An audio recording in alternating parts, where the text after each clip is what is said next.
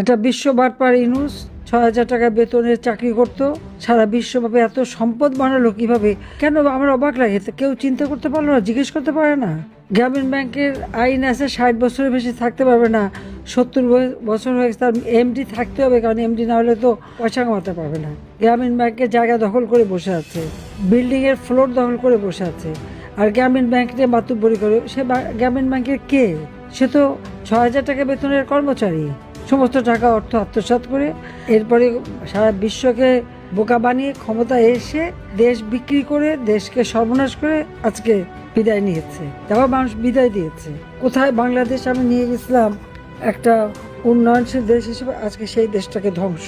কাজে এই ধ্বংসস্তূপের উপর দাঁড়িয়ে এখন তারেক এসে মানুষ খুন করা শুরু করেছে, মায়ের কোল খালি করছে।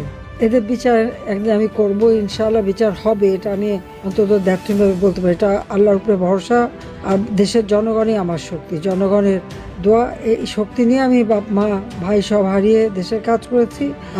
আর একবার বোধহয় এই সমস্ত জলজাল সাফ করার জন্যই আল্লাহ আমাকে বাঁচিয়ে রেখেছে। কাজেই যারা স্বজন হারা বেদনা নিয়ে আছেন, আমি শুধু তাদের বলবো আমাদের দিকে তাকান। আমরা তো একদিনে সব হারালাম, ৫ জন একজন হারলে কেউ সহ্য করতে পারে না। আর আমি কি সহ্য করে আছি, এই কষ্ট ব্যথা সহ্য করে তো এই দেশের উন্নতি করেছিলাম, কিন্তু সেটাও ধ্বংস করে দিল। আর সেই মানুষগুলোকে কি কষ্ট দিচ্ছে, এর প্রতিকার হবে ইনশাল্লাহ। সবাই ভালো থাকেন, সুস্থ থাকেন, দোয়া করি। যারা আমাদের মাঝে নাই তাদের আত্মার মাগফিরাত কামনা করি। খোদা হাফেজ। জয় বাংলা, জয় বঙ্গবন্ধু।